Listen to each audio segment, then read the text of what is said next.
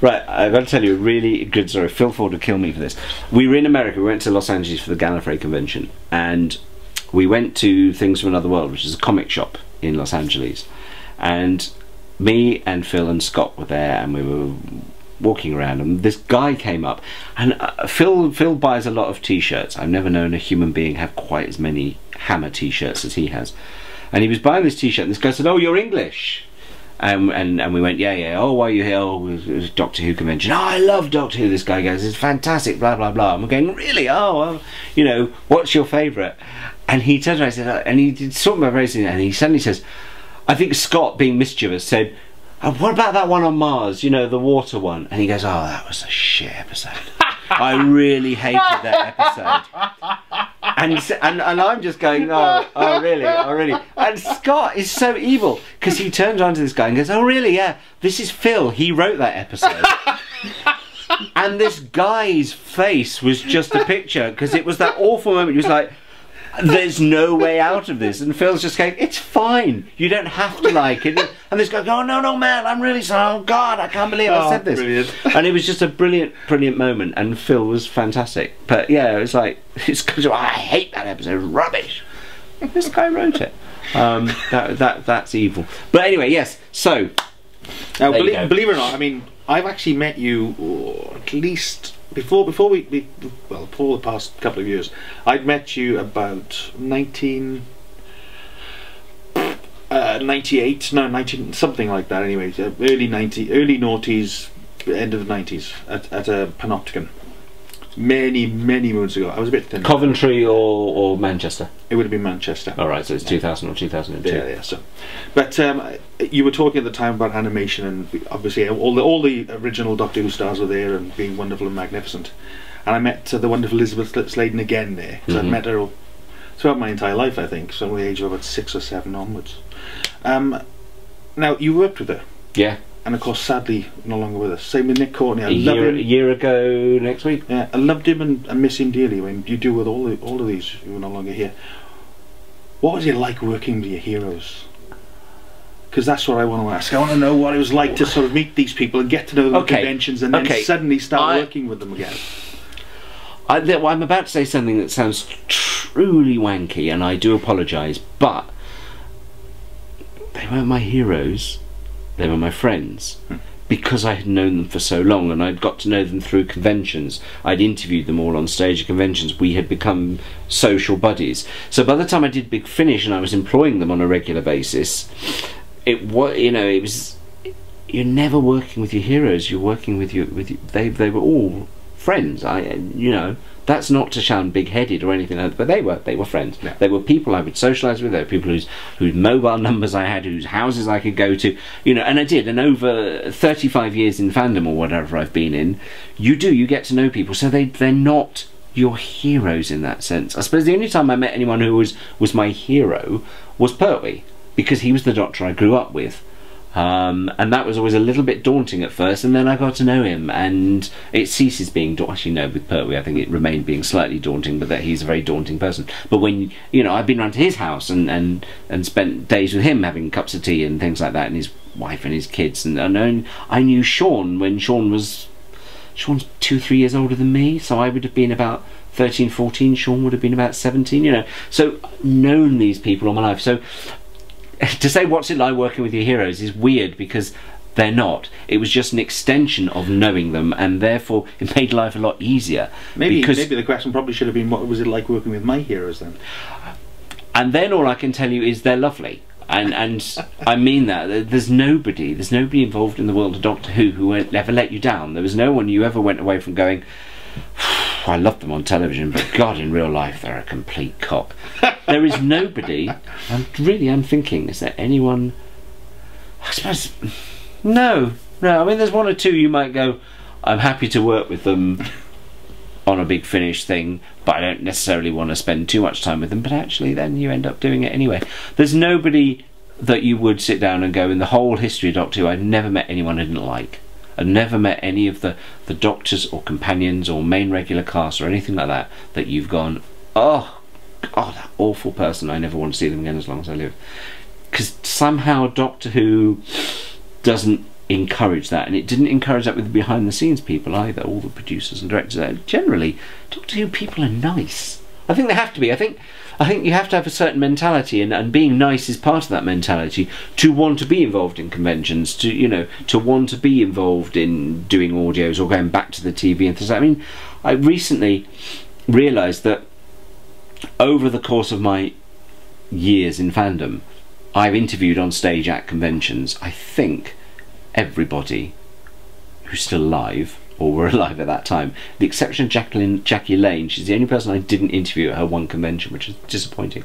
Other than that, I've interviewed everybody. So you've got almost a full set. Pretty much. And I remember interviewing Eric Roberts on stage at a convention and being absolutely shit scared of him. Really? Why? Terrifying man. And he'd said to me, we chatted 30 seconds before we went on stage, and I was aware of his reputation, and I said, is there anything you don't want to talk about? And he looked at me, and he looked me right in the eye, and he said, I don't talk about my sister. And I went, okay. So halfway through the interview, and I can't tell you what inspired it, but I just turned around and went, and then of course, you've got this brilliant Julia, this fantastic sister of yours who's also in the acting profession, and I'm doing this, and he's turning and looking at me, and I said, and it's all on film from people that filmed it at the time, he just gives me this look, and my voice comes out as a squeak, and I quite seriously just went, please don't kill me. Really? And that's all I could do, and then he laughed. And from that moment on, he and I just got on like a house on fire. But genuinely, he gave me a look, and I thought, I'm dead. This man is going to just turn around and do like he did to his wife in that movie and break my neck because I've done the one thing he told me categorically not to talk about. And after that, it was lovely, and we had a really good time. We had a great time afterwards, chatting in the bar and everything like that. And I thought, you're a really nice man, actually. Everyone's got this kind of thing about what Eric Roberts must be like, but he's not. He's really sweet and lovely. And therefore, I remember at the end of that convention saying, the sort of farewell, I said, by doing Eric Roberts, I've now done everybody. There's no one left that I need to interview, unless obviously new people coming up through the new series. But in terms of classic Doctor Who, 63 to 96, I'd interviewed everyone I possibly ever could. I say other than Jackie Lane still being with us, but I've never interviewed her. And I thought that was quite a good hit list, and I don't think there's anyone else in Doctor Who fandom that can say that. No. I might be wrong, but I don't think there's anyone else that can say they've interviewed every Doctor companion at some point while they were still alive. I mean, there are people who weren't with us that I never interviewed, obviously William Hartnell, or Patrick Troughton at a convention, or Adrian Hill, or Jacqueline Hill, though I'd sort of interviewed Jacqueline Hill at a convention once, but it was more just a small thing for a fanzine rather than doing it on stage. But other than that, all of them. Wow, Very that's proud impressive. of that. Very proud of that. I'm not surprised. And they're all lovely. Oh, darling, they're all marvellous. And it sounds very television to say that, but it's true actually. Generally, I say, people I think who do Doctor Who somehow get imbued with niceness. Because they have to, because it's something where you are meeting an audience, it's something where the role you play on television translates into your real life, and you are going to meet people who, and kids especially, who are going to want your autograph in the street or whatever, and therefore it's a show that only attracts the nicest people, and I think if people aren't nice, they're not going to want to come and do Doctor Who. I think most of the Doctor Who fans out there usually got far higher IQs than the standard fans out there anyway. Yeah, well, the thing about Football. Doctor Who fandom, no, don't, you see, we're back to that thing of slagging off fandoms. I don't like do football. it. Don't do it. Doctor Who football fans are fine. We're Doctor Who fans, and we have a certain thing we love, and everyone has something they love. What I think is interesting about Doctor Who fans is they tend to be media savvy people. You look at Star Trek fandom, particularly American Star Trek fandom, and they're all doctors and engineers and scientists and lawyers, because that's what that programme engendered in them. And Doctor Who is a programme that has engendered an entire generation of people who want to be writers, directors, makeup artists, costume designers, and therefore everyone you work in television today, whether it's Doctor Who or anything else, the chances are that at some point they've been a Doctor Who fan, because it's created a media generation. It's the first show that went for a very, very long time, and was the first show that people grew up with and went, I want to get into television to make a programme like that. Or to be in it. Or to be in it, yes. I mean, there are quite a lot of actors, yes, who were sort of my age who were Doctor Who fans, but it is more people behind the scenes everywhere you go, they're like, oh yeah, I watched Doctor Who, oh John Pertwee, oh Patrick Troughton, oh Tom Baker. And it's like they are now running the television industry, and that's a great thing. Does that mean that you think Doctor Who will last forever then? Yes. Agreed. No two ways about it. It might have moments where it's not on television, but then Doctor Who lasted between 1989 and 2003. It was still there. There were still books and audios and a fandom, and it was being creative, and these people were being creative. So therefore, Doctor Who is like Sherlock Holmes, or actually Sherlock Holmes is probably the only thing that comes close to it. Conan? No, because that's really, I was going to say Tarzan, you see, and then I thought actually there are whole periods where there's nothing about Tarzan going on.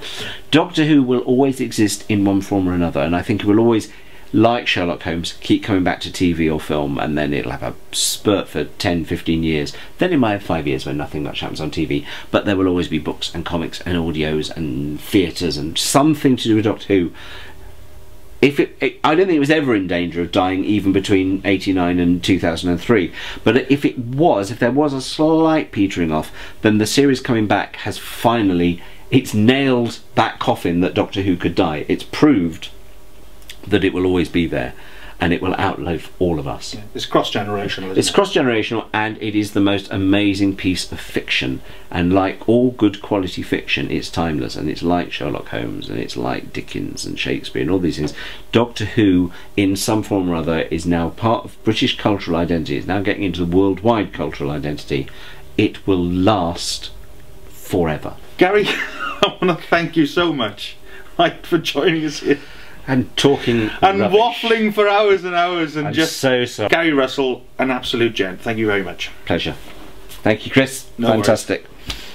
Can I get out from under this smelly duvet now?